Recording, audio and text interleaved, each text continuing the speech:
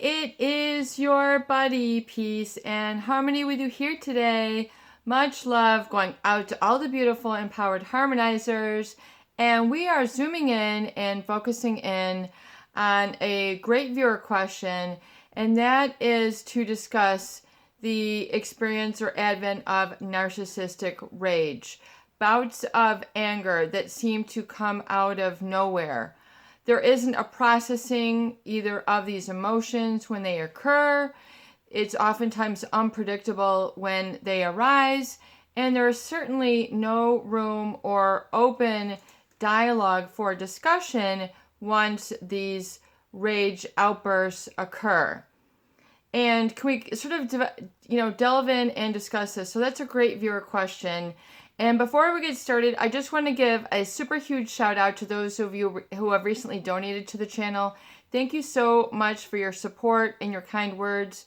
Once again, it's an honor and a privilege to be able to create this community. This is a live community, basically meaning this is a two-way. It's not just me providing advanced thought process on this and healing, but also your comments are reviewed and shared here. So it's a sharing open forum. So thank you so much, and absolutely positively, if you would like to participate, please do comment and please do donate at the PayPal Donate Now button here on YouTube. So when we look at narcissistic rage, basically it's like a childish temper tantrum coming from an adult. And that's by no means as an exhaustive interpretation or discussion. However, the bouts can come oftentimes out of nowhere or hit undeserving or innocent bystanders or individuals who are in the environment who tend to be a witness and then absorbative of this. In other words, having to process a lot of negativity for the narcissist or for the psychopath. And for this discussion here, I do want to include both because they are both have a similar continuum, and experience, and not only within them, I feel, but also for the experience that is shared by the bystander, the other in the relationship. But however, in the psychopath, there's very little emotional repertoire that is genuine. The emotional repertoire of a psychopath is manufactured. It is a public persona. It is not a genuine expression of the entity or individual or essence within. It is a manufactured display that has been developed and categorized after years of observation and sussing people out, sizing people up, and then responding in ways that are manipulative in nature without your knowing.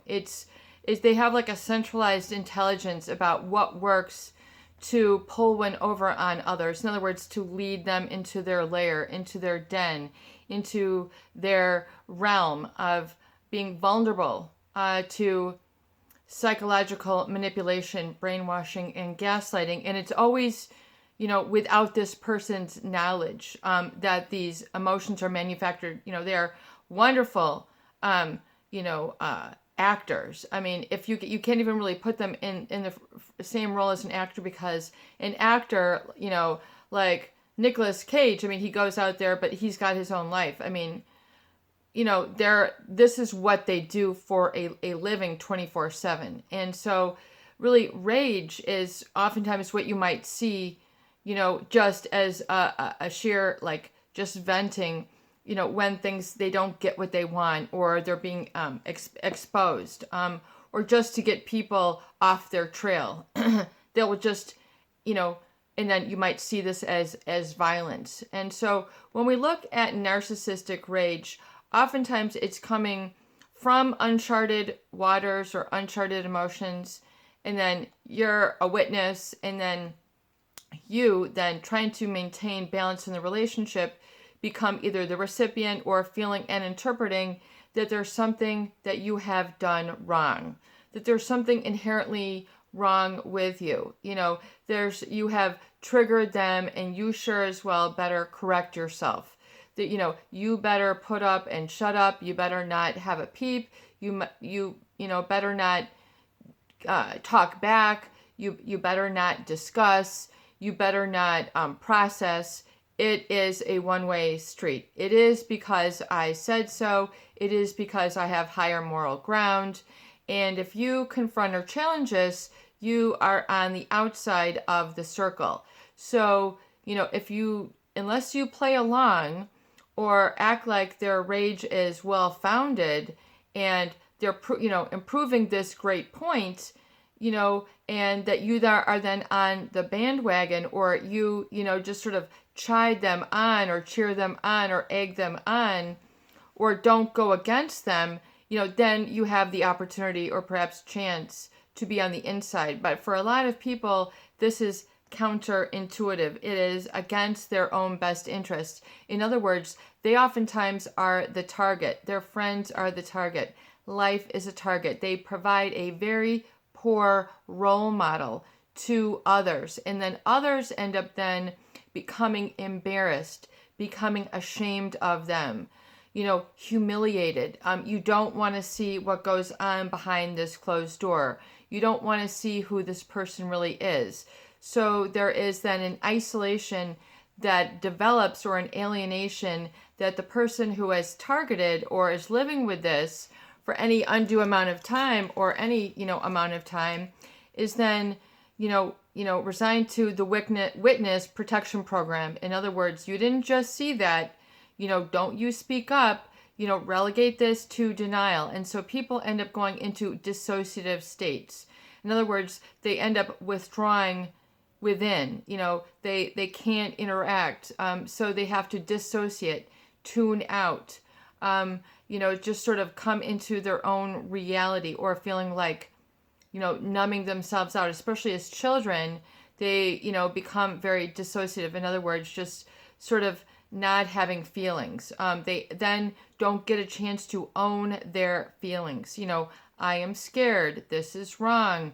I don't like to be around yelling. It hurts to get slapped emotionally. This is very unpleasant. But if you don't have the maturity of brain or mindset, or, financial independence, or ability to stake your ground and stand up to them, then you end up getting, churned up in the meat grinder, the emotional meat grinder of this type of individual. And so rage is a way that the most insecure part of the narcissist is becoming manifest. What people who have encountered these individuals truly need to understand is all their negative criticism, backlashing, backhanding, criticism of you, threats and intimidation is more a display of their own insecurity and their own lack of well-being. It's just a smattering, or like an emotional vomiting, if you will, on undeserving, innocent recipients. They just swing and their weight around. They just swing their opinion on. They are the bulliers, the manipulators, the controllers. You don't have the right to be part of the circle. And so the rage, to understand the cause has created this effect, and to lead to your healing and understanding and comprehension, is to understand that the narcissist will launch off into a tirade of anger, storming, slamming doors, walking, hardly, throwing things, yelling, cursing, threatening, to show that they are the power that is in that situation. They are the king of the heap.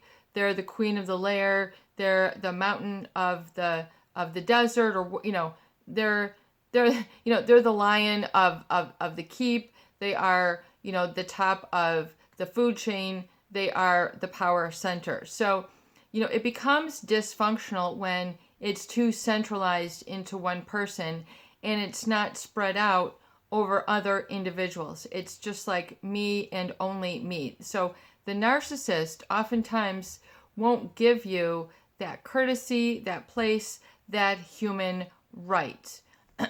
You have just as much right to life as this individual, but their emotions are like, you know, just, they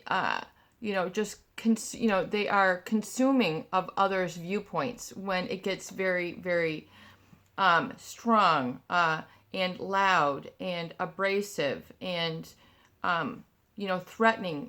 The looks that kill, the words that break hearts. The looks that are devastating. The way that they push themselves around, and then the ignoring, the putting you to the wayside, the no side, putting and dividing sides, me and you, and unless you're on their side, or, sacrificing of your own peace and sanctity and sanity for their life, is oftentimes the mistake that people make, or that they are born into, that they must consume this rage. They are consumers, and then they absorb it like a sponge, but they don't get a chance to squeeze it out like a sponge. It becomes accumulated within, and this leads to feeling of ostracization, feeling of alienation, feeling of dissociation, not identifying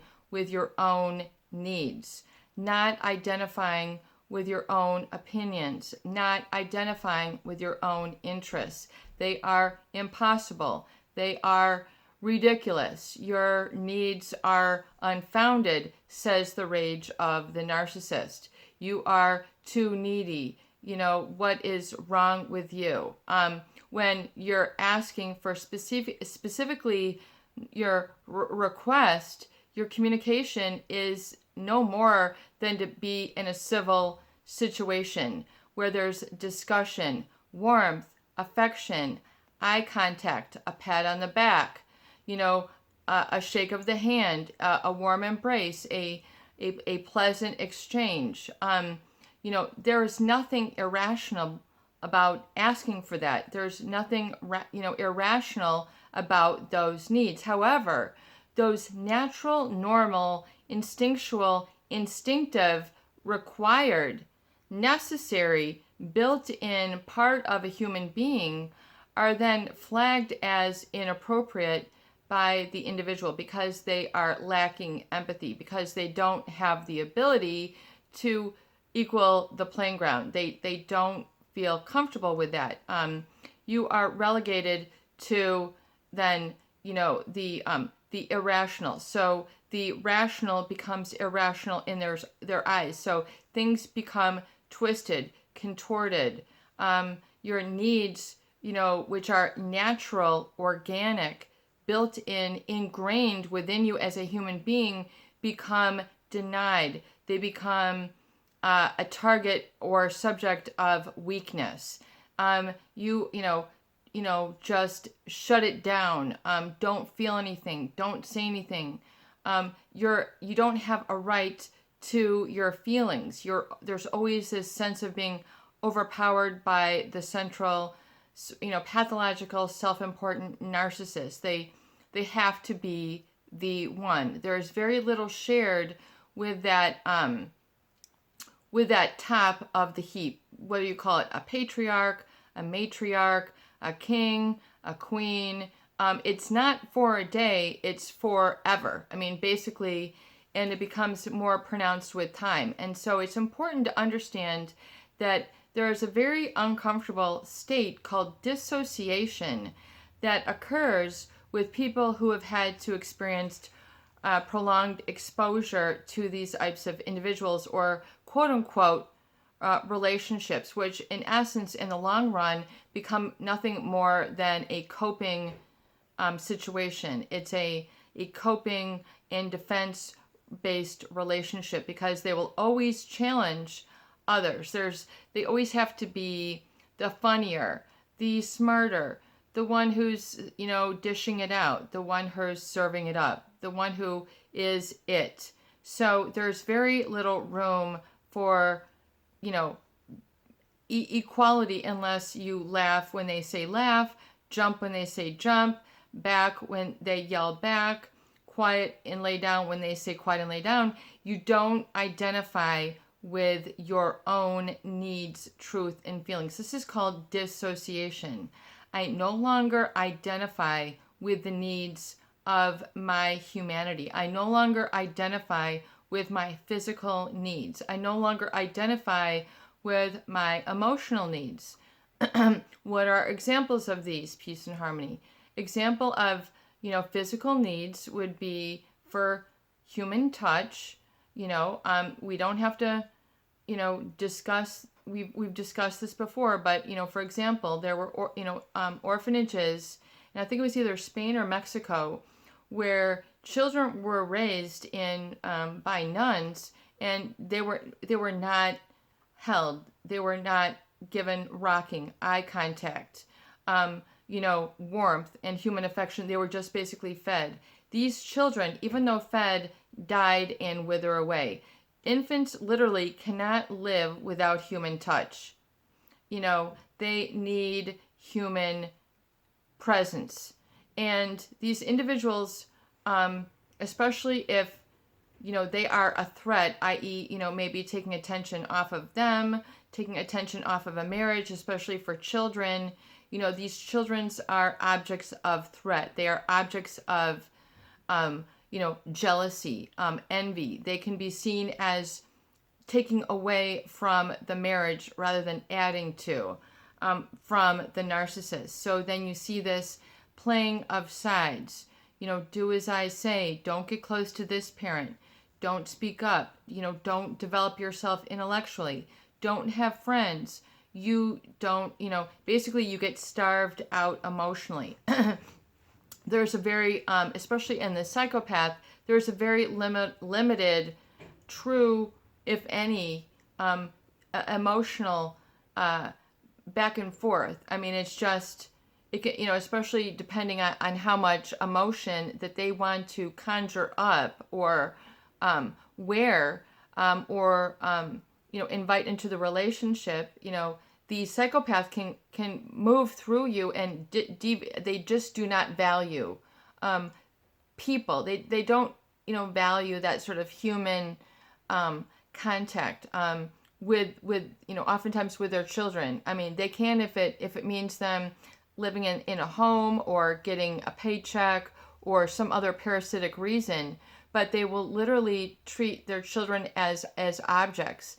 And never more, while we're on that topic, is it becoming even more serious in today's digital society, where this is going to become a huge issue. And we're going to talk about that as the channel progresses, because oftentimes it is these very types of people which have created the technology, which is becoming addictive and actually separating of the very context that people need. But that's just a whole nother series. But it does, resonate, and it is relevant with this topic of control and rage and sort of monopolizing people's attention, monopolizing people's airwaves, monopolizing of your needs. In other words, there is a decimating, a deadening of your needs. This is dissociation, where your needs are taught are not real, not important, cannot exist here, cannot live here, cannot be discussed here, cannot be shared here. And because the psychopath and the narcissist, because they both lack empathy to the psychopathic degree, I mean, they really don't have a lot of feelings. It's all been mimicked and learned. It is not genuine. It is a conglomeration of things that they have learned to appear to fit in. But a narcissist, very much the same way.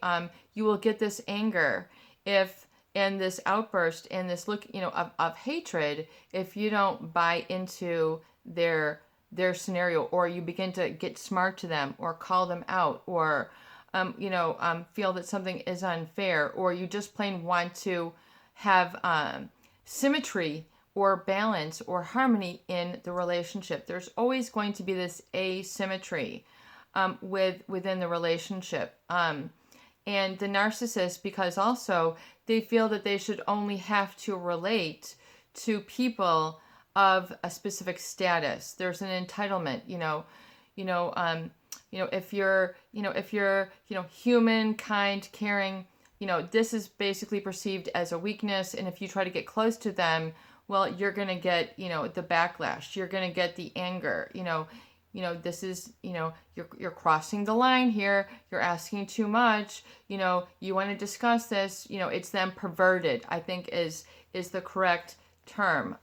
One's own needs then act as if perversion, they are perverted when in fact they are not, they are not. You are human, undeniably. And so, this dissociation oftentimes is a way that a lot of people then learn to adapt and adjust, and then find themselves later in life where they either have a difficult time confronting this person, or it's spread out to include a whole bunch of other people. They have a difficult time confronting other people. They have a very difficult time, speaking to authority figures, members of the opposite sex, members of the same sex.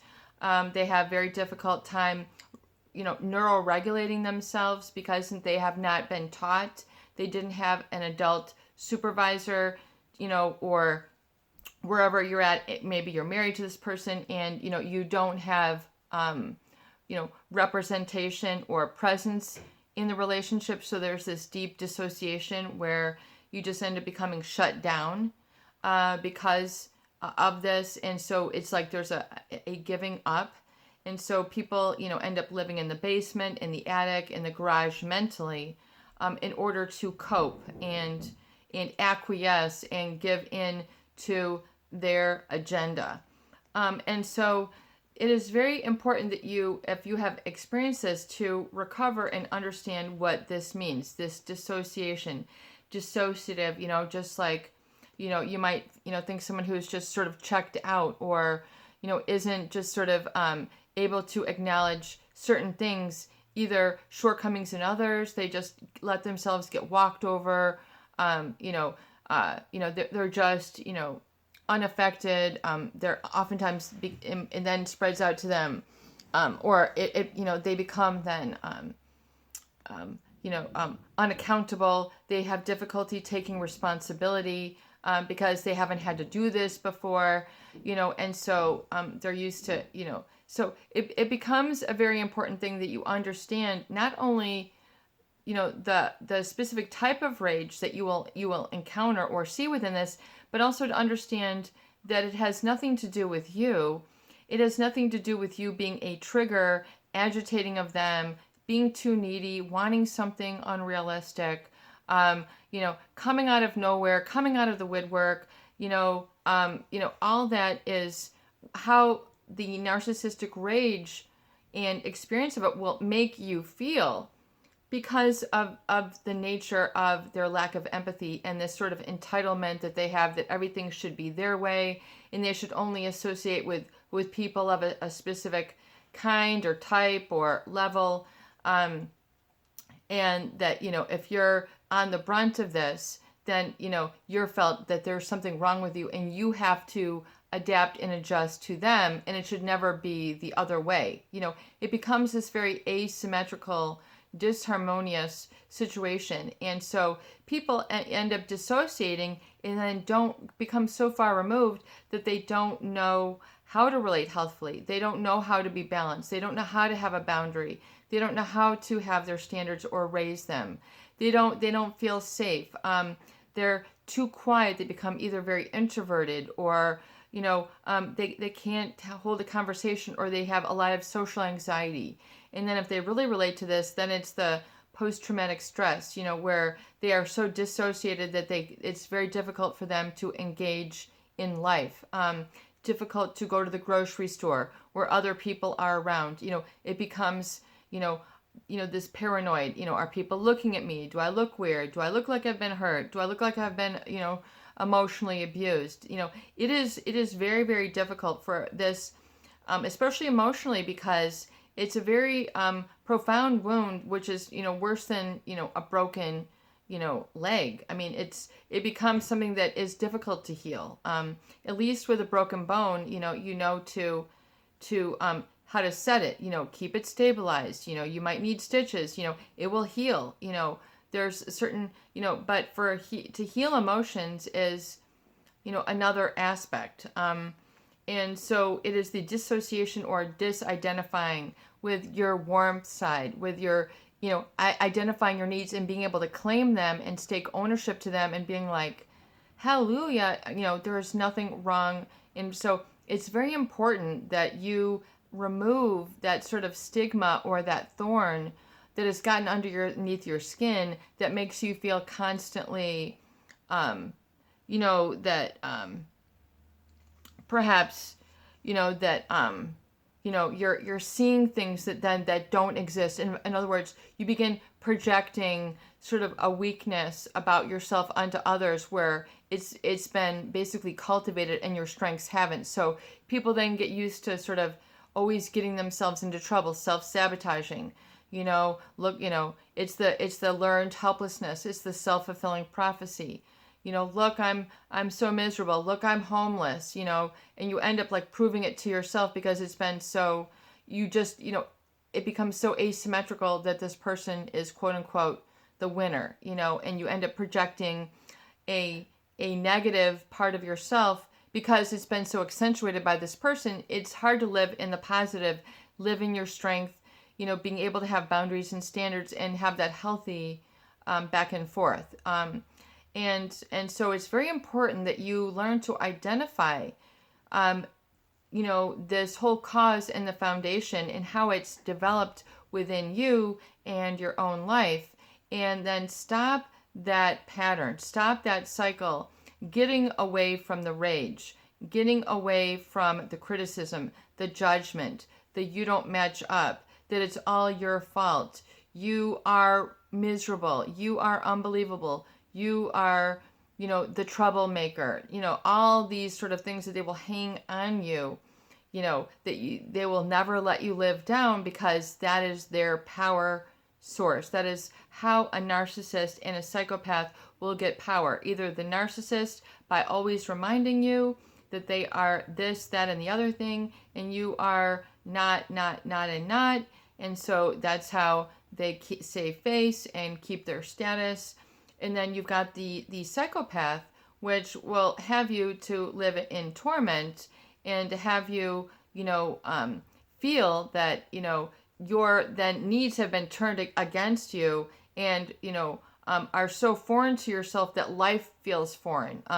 It's very difficult to then function because you're so dissociated from your own human personality, your own needs driving you, interpreting your own hunger signals, interpreting your own breathing signals, your own heart signals, your own sleep rhythm, everything becomes discombobulated as a result. But keep in mind that the problem then with the personality disorders is within them. And so you need to detox and get away from this toxic cycle. And that will help you to, and then work on re-identifying, that you are not the fault, the problem, the trigger. Begin to disidentify with these labels. And it's very important that you do that and then go no contact and just even, begin to make that journey.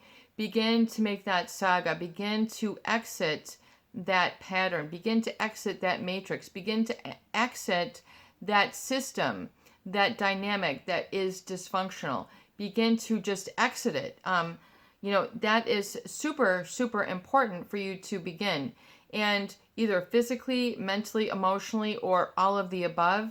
And then stop identifying. I mean, if it's your family, that's where you came from. But, it's not like you just, landed here, from, cloud 74, it's okay. You're part of humanity, which you're part of a much bigger picture than just the system of the family. There's more to you than that one relationship, that singularity, that one, or that psychopath. Yes, it's had an effect, but the solution then is to re-identify with yourself in the positive, in in the acceptance, in the humanity, and that it's okay to be and start where you are. It's okay to need as basic as eye contact that is threatening, as basic as a handshake without, giving your power away, as much as having a hug, having a conversation, a friend, a little friend, a medium friend, any, correspondence or communication that is healthy and on level and in your best interest. You need to develop then those experiences, what I call resensitization, and beginning to reprogram, from that degraded state into the upgraded state, the productive, the fun, the happy, the smiling, the carefree, that's not self-conscious, that's not shame-based, that's not toxicity-based, but that's human-based, warmth-based, emotional-based, spiritually-based, happiness-based, fun-based, productive-based, talents-based, strength-based, discipline-based, enforcing of the boundaries and the standards, and feeling okay with this decision, feeling okay with your new identification, feeling okay with owning your needs, and then being responsible and accountable to go out and get those satisfied and have those fulfilled in a healthy manner. It does exist. It is out there. Things will unequivocally get better, and you unequivocally can do this. Sometimes it's just you need to have the light bulb aha moment and live the life that you were given without it being in a perverted, distorted, dissociated way. You will come back to your senses. You unequivocally will come back to the awe of life. You unequivocally will come back. The heart does live on. For the Celine Dion song, Celine Dion, the heart does go on. Your heart does go on, and the heart is out there. You just have to walk around. You just have to do the recovery date. You need to get the recovery journal. You need to and work it, and do these things. You need to become familiar with some of these psychological terms, even though some of what we discuss is advanced. Play these again. Do and apply the tools that we discuss here. Give yourself, and then connect with others who are of like minds, who are in the journey also. Have an accountability partner. Are you doing this? Are you doing this for yourself? Who is in this journey with you? Sometimes it's yourself. Sometimes it's in the privacy of these videos. Sometimes it's in the books that you read, in the comments that you read, in the discussions that we have. That's where you need to get your healthy foundation, so you can call unhealthy and say no thank you, even if it's to a person who is a narcissist or a psychopath. This is your buddy. Peace and harmony with